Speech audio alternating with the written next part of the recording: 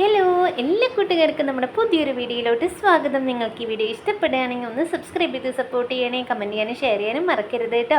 അപ്പോൾ ഞാനിന്ന് വന്നിട്ടുള്ള നമ്മുടെ പശുക്കൾക്കൊക്കെ ഒരു വലിയ അസുഖമായിട്ട് മാറിക്കൊണ്ടിരിക്കുന്ന ഒരു അസുഖത്തെക്കുറിച്ച് പറയാനാണ് കേട്ടോ. അപ്പോൾ കൂടെ നമ്മുടെ ചെറിയ ചെറിയ വിശേഷങ്ങളായിട്ടാണ് ഞാനിന്ന് വന്നിട്ടുള്ളത്. അപ്പോൾ നമ്മുടെ വീഡിയോ നിന്ന് കുറച്ച് ലെങ്ത് ഉണ്ട്. നിങ്ങൾക്ക് ഇഷ്ടപ്പെടുകയാണെങ്കിൽ മാത്രം നിങ്ങൾ ഫുള്ളായിട്ട് കണ്ടാൽ മതി, ഇല്ല ചേച്ചി നിങ്ങൾ സ്കിപ്പ് ചെയ്ത് പൊക്കോളൂ കേട്ടോ. അപ്പോൾ ഞാനിന്ന് വന്നിട്ടുള്ള നമ്മുടെ പശുക്കൾക്കൊക്കെ ഇപ്പോൾ ഒരു അസുഖം എത്തിയിട്ടുണ്ട്. ടൈലേറിയ എന്ന് പറയുന്നത് പെട്ടെന്ന് പശുക്കൾ വെള്ളം കുടിക്കാതെ ആവാം, അല്ലെങ്കിൽ പുല്ലെടുക്കാതെയാവും, തീറ്റെടുക്കാതെയൊക്കെ ആവുമ്പോൾ നിങ്ങൾ ജസ്റ്റ് ഒന്ന് ഡോക്ടറെ വിളിച്ചിട്ട് ലാബിൽ വിളിച്ചിട്ട് ഒന്ന് ബ്ലഡ് ചെക്ക് ചെയ്തിട്ട് നോക്കിക്കോളൂട്ടെ. ടൈലേറിയ എന്നൊരു അസുഖം പശുക്കൾക്ക് വളരെ വ്യാപകമായി പകർന്നുകൊണ്ടിരിക്കുകയാണ്. അതുകൊണ്ടാണ് കേട്ടോ ഞാൻ പറയുന്നത്. അപ്പോൾ പെട്ടെന്ന് ഇത് കൂടുകയാണെങ്കിൽ പെട്ടെന്ന് പശുക്കൾ മരിച്ചു പോകാൻ സാധ്യതയുണ്ട് കേട്ടോ. അപ്പോൾ അതൊന്നും വരാതിരിക്കാൻ വേണ്ടിയിട്ടാണ് ഞാനീ പറയുന്നത്. എല്ലാവരും കോടീശ്വരന്മാരല്ലല്ലോ. സാധാരണക്കാർ എത്രയോ പേര് നമ്മൾ പശുക്കളെ വളർത്തുന്നുണ്ട്. അവർക്കൊക്കെ എന്തെങ്കിലും വരുമ്പോഴേ അവർക്ക് ഒന്നുമില്ലാത്തവർക്ക് എന്തെങ്കിലും വരുമ്പോൾ നമുക്ക് ഭയങ്കര സങ്കടമാണല്ലേ. ഉള്ളവർക്ക് വന്നാൽ നമുക്ക് അപ്പുറത്തുനിന്ന് എന്തെങ്കിലും എടുത്ത് വെക്കാം എന്നെങ്കിലും വിചാരിക്കാം. അവർക്ക് സങ്കടം ഇല്ല എന്നല്ല കേട്ടോ ഞാൻ പറയുന്നത്. അവർക്കും സങ്കടമുണ്ട്. നമുക്ക് 100 രൂപ ഉണ്ടെന്ന് അതിനൊരു 5 രൂപ പോയാലും ഉള്ളവർക്കായാലും ഇല്ലാത്തവർക്കായാലും വിഷമമൊക്കെ തുല്യ തന്നെയാണ് കേട്ടോ. എല്ലാവരും പണിയെടുത്തിട്ട് തന്നെയാണല്ലേ ഉണ്ടാക്കുന്നത്. ആർക്കും വെറുതെ ഇരുന്നാൽ ഒന്നും കിട്ടുന്നൊന്നുമില്ല. നമ്മൾ വിചാരിക്കും പൈസ ഉള്ളവരൊക്കെ വെറുതെ ഇരുന്ന് കിട്ടുന്നതെന്നല്ല. അവർക്ക് അതിനപ്പുറം എന്തെങ്കിലും വലിയ വലിയ പ്രശ്നങ്ങളൊക്കെ ഉണ്ടായിരിക്കും. പിന്നെ നമുക്ക് അന്നന്ന് ജീവിക്കുന്നവർക്ക് മാത്രമാണ് പ്രശ്നങ്ങൾ കുറച്ചും കൂടി കുറവ് എന്ന് എനിക്ക് തോന്നിയിട്ടുണ്ട് കേട്ടോ. കാരണം അവർക്കൊക്കെ വലിയ വലിയ പ്രശ്നങ്ങളായിരിക്കും. നമുക്കൊക്കെ കുഞ്ഞു കുഞ്ഞേ പ്രശ്നങ്ങളാണ് നമ്മുടെ ഏറ്റവും വലിയ പ്രശ്നങ്ങളായിട്ട് നമുക്ക് തോന്നിക്കൊണ്ടിരിക്കുന്നത്. അതേപോലെ തന്നെ നമ്മളൊരു നേരത്തെ ഭക്ഷണമാണ് കഴിക്കുന്നത് എന്നുണ്ടെങ്കിലും ആ ഒരു നേരത്തെ ഭക്ഷണം നമ്മൾ അധ്വാനിച്ച് കഴിക്കാൻ ശീലിക്കുക കേട്ടോ.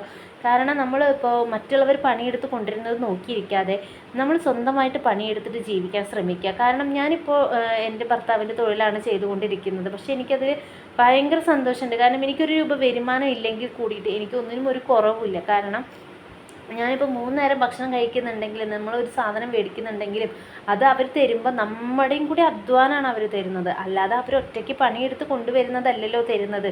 ഞാനിവിടെ വെറുതെ ഇരിക്കല്ലല്ലോ. വെറുതെ ഇരുന്ന് തിന്നാന്നുള്ളൊരു പേര് കേൾക്കാൻ എനിക്ക് ഒട്ടും താല്പര്യമില്ലാത്തൊരു വ്യക്തിയാണ് കേട്ടോ ഞാൻ. എത്ര വയ്യെങ്കിൽ കൂടിയിട്ട് എത്ര പറ്റില്ല എങ്കിൽ കൂടിയിട്ടും ഞാൻ വേഗം എൻ്റെ പണികളൊക്കെ ചെയ്ത് തീർക്കാൻ ശ്രമിക്കാറുണ്ട് കേട്ടോ. മറ്റുള്ളവരുടെ മുന്നിൽ കൈ നീട്ടുമ്പോൾ ഫസ്റ്റൊക്കെ അവർ തരും. പിന്നെ ചോദിക്കുമ്പോൾ അവർക്കൊക്കെ ഒരു പുച്ഛ മനോഭാവമായിരിക്കും. അവരാരും തരില്ല കേട്ടോ. പിന്നെ നമ്മൾ മറ്റുള്ളവരുടെ മുന്നിൽ കൈനീട്ട് ജീവിക്കുന്നതിനെക്കാട്ടും എത്രയോ നല്ലതാണ് നമ്മൾ ഒരു ചെറിയ പണിയായാലും നമുക്കൊരു ചെറിയ വരുമാനത്തിൽ ജീവിക്കുന്നത്. അപ്പോൾ എല്ലാവരും പണിയെടുത്ത് അധ്വാനത്തിൽ കൂടെ ജീവിക്കാൻ ശ്രമിക്കുക. ആരും മറ്റുള്ളവരുടെ മുന്നിൽ കൈനീട്ടാതിരിക്കുക. കൈനീട്ടുന്ന അവസ്ഥക്കും വരാതിരിക്കട്ടെ ആർക്കും. എല്ലാവർക്കും അധ്വാനിക്കാനുള്ള ഒരു ശാരീരിക ബലം എല്ലാം ഉണ്ടാവട്ടെ അല്ലേ. അതേപോലെ തന്നെയാണ് കേട്ടോ ഞാനും. എത്ര വയ്യെങ്കിൽ കൂടിയിട്ട് നമ്മൾ നമ്മുടേതായ പണികളെടുക്കാൻ ശ്രമിക്കാറുണ്ട്. കാരണം ആരെക്കൊണ്ടും പറയിപ്പിക്കരുത് വെറുതെ ഇരുന്ന് തിന്നുക എന്നുള്ളത്. അതെനിക്ക് ഒട്ടും ഇഷ്ടമല്ല കേട്ടോ. അപ്പോൾ ഞാനും ഇന്ന് പതിവ് പോലെ തന്നെ നമ്മുടെ പണികളൊക്കെ ചെയ്ത് തീർത്തു. ഇതാ ഓരോ ഭാഗം വൃത്തിയാക്കി പുല്ലൊക്കെ ഇട്ട് കൊടുത്തു, വെള്ളം കൊടുത്തു. നമ്മുടെ ഈ വെള്ളം കൊടുക്കുന്നത് കൊണ്ടും ഈ വട്ടൊക്കെ എടുത്ത് നമ്മൾ നടക്കുന്നതുകൊണ്ടൊക്കെ തന്നെയായിട്ടായിരിക്കും ഓരോ അസുഖങ്ങളൊക്കെ നമുക്ക് വന്നു തുടങ്ങിയിട്ടൊക്കെ ഉണ്ട്. കാരണം നമുക്ക് എന്നും ഒരുപോലെ അല്ലല്ലോ പശുക്കൾ. ചിലപ്പോൾ കൂടിക്കൊണ്ടിരിക്കാം, ചിലപ്പോൾ കുറഞ്ഞിരിക്കാം. അപ്പോൾ നമുക്ക് നമുക്ക് ഓരോ വയസ്സിനനുസരിച്ച് നമ്മുടെ ശാരീരികമായ ബുദ്ധിമുട്ടുകളും വന്നു തുടങ്ങിയിട്ടുണ്ട് കേട്ടോ.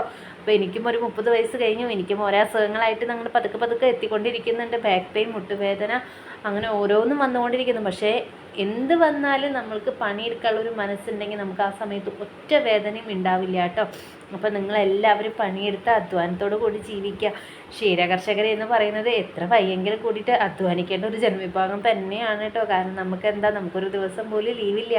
നമുക്ക് എന്ത് അസുഖം വന്നാലും ലീവില്ല. കാരണം പശുക്കളോട് പറയാൻ പറ്റുമോ എനിക്ക് പനിയാണ്, നിങ്ങളൊരു ദിവസം ചുരത്തണ്ട, അല്ലെങ്കിൽ ഒരു ദിവസം നിങ്ങൾക്ക് വെള്ളമില്ല കേട്ടോ, അല്ലെങ്കിൽ ഒരു ദിവസം നിങ്ങൾക്ക് പുല്ലില്ല കേട്ടോ എന്നൊന്നും നമുക്ക് പറയാൻ പറ്റില്ലല്ലോ.